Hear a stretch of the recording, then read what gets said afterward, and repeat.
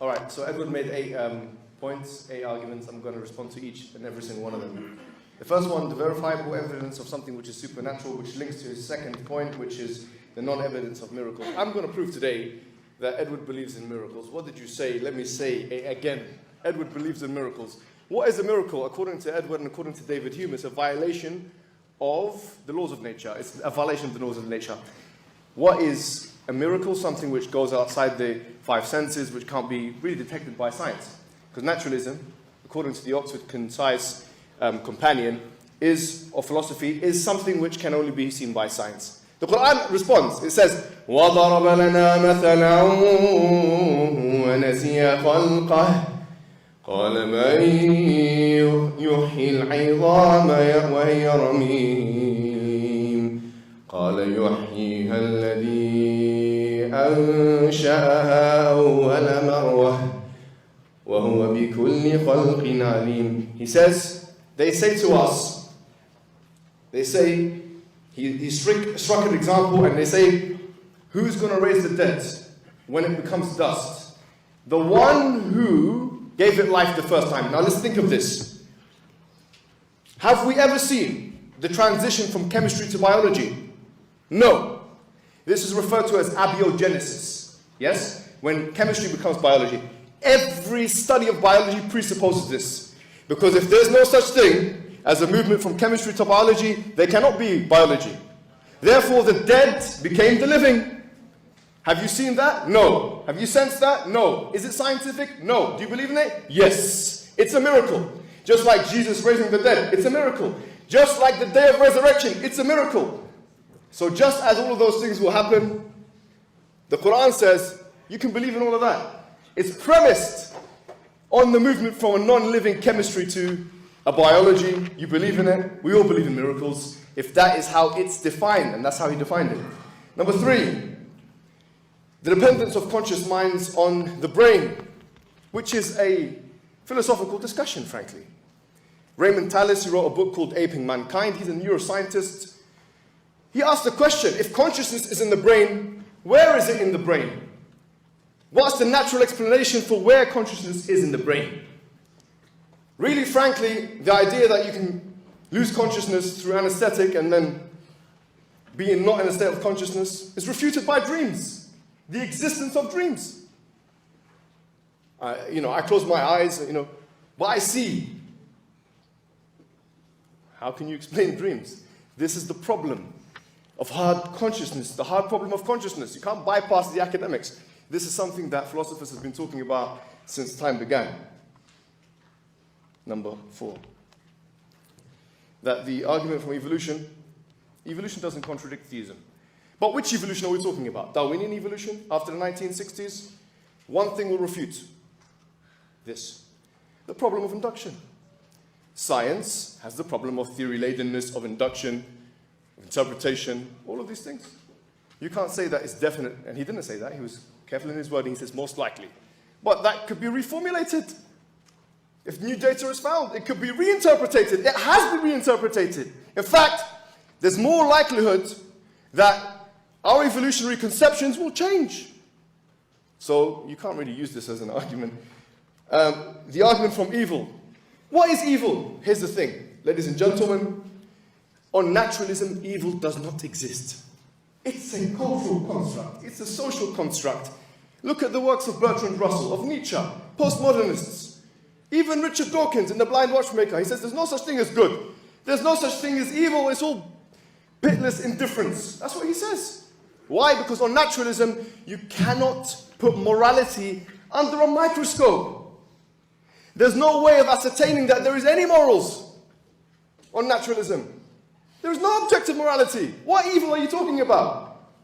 But for the sake of argument, let's say, okay, fine, evil exists. But we said it's not incompatible with wisdom of God. The Quran says again, هو الذي خلق الموت والحياة ليبلوكم أيكم أحسن عملا. He's the one who has created life and death to see which one of you is best in deeds. If there was no evil, there would be no test. If there would be no evil, there would be no free will. What's the point of life then? What is the purpose of this? كل نفس ذائقة الموت وَلَنَبْلُوَكُمْ بِالشَّرِّ وَالْخَيْرِ فِتْنَةً وَإِلَيْنَا تُرْجَعُونَ. Everyone is going to die. Quran says, wait a minute. Everyone's going to die. I'm going to die. Eddie's going to die. You're going to die. And we will test you with good and evil as a test. And then you'll come back to us. It's a test. Without evil, there is no test. Next, divine hiddenness. We've already covered this. The fitrah. We're all born with the predisposition of God. There is evidence for this. Paul Bloom, Justin Barrett, many people have already said, we have analyzed empirical evidence of children, what is their natural instinct? It's mentioned, Justin Barrett says, they have a natural receptivity. They have a natural receptivity to the divine. A non-anthropomorphic God, not Jesus, not Buddha. We have natural inclination to God. And then that's reinforced by the prophets. That's the Islamic narrative. The prophets came to remind us of what we already knew. It's a dhikr. The Quran is a reminder.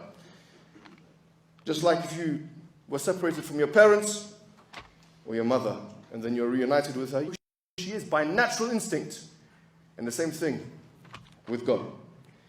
So we talked about divine unreliable revelations. I agree with this point.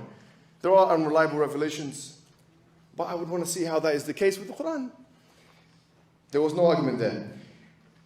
Chapter 4, verse 34 is a bad translation, man in charge of women. There's only one translation, I think, or two. It's men are maintainers and protectors of women. And frankly, if you didn't believe this, you wouldn't draft men to the army in America. Men protect women, and they have done so. It's not saying that they're better than them. The Quran and the Prophet said, إِنَّمَا النِّسَاءُ شِقَائِقُ الرِّجَالِ. Men are equal to women. So, the Quran says, إِنَّ اللَّهَ لَا يُضِيعُ عَمَلَ عَامِلٍ مِنكُم مِّن ذَكَرٍ أَوْ أُنثَىٰ بَعْضُكُم مِّن بَعْضٍ. That God does not let to waste any action of a man or a woman, both of you. But anyways, go back to the idea of natural selection. On natural selection, the patriarchy on feminism is justified. Because if men can dominate women, that's a natural thing. What's the problem on naturalism? How can you justify feminism, second-wave feminism, on naturalism? That's an impossibility. You can't do it. Why not third-wave feminism? Why not the works of Judith Butler? Why not queer theory? Why not LGBT? Why it has to be second-wave, equal, the Eurocentric understanding of equality? How is that naturalistic? I'd want to see how he mechanistically shows us that. Hell, eternity, well, both of us can't be, Muslims and Christians can't be both right. You're right about that. But that doesn't solve any issue, doesn't create any problem. The translation problem, only one way to understand the language. There's a translation problem with mathematics. Is mathematics false, therefore? It's a language. If a translatable thing, it becomes false because of its content, and it has to be translated, then mathematics is false. Moral confusion. Yes, there's moral confusion, but just because there's controversy of something, it doesn't make it false. That's a fallacy. Argument from scale. He says 99.9% of the universe is not hospitable to human life. He's made the fine-tuning argument for me. And we're in the 0.01. So what is the possibility of that for real? I agree with you. A transcendent person, he defines person in a certain way. He says, well, God controls time and space. Simple as that. It's not really an argument. And I think, I've got a minute left. Have I got 1 minute left? Well.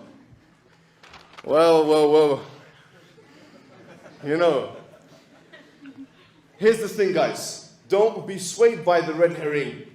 The red herring is a moral red herring. The Quran says this about men. Look, here's the thing. On naturalism, no one is born equal. Yes? Why? Because actually liberalism is an outgrowth of something which is called the state of nature. It's a fictitious mythological construct which John Locke and Thomas Hobbes wrote in their books. It's not scientific. We came out of the state of nature and we became what?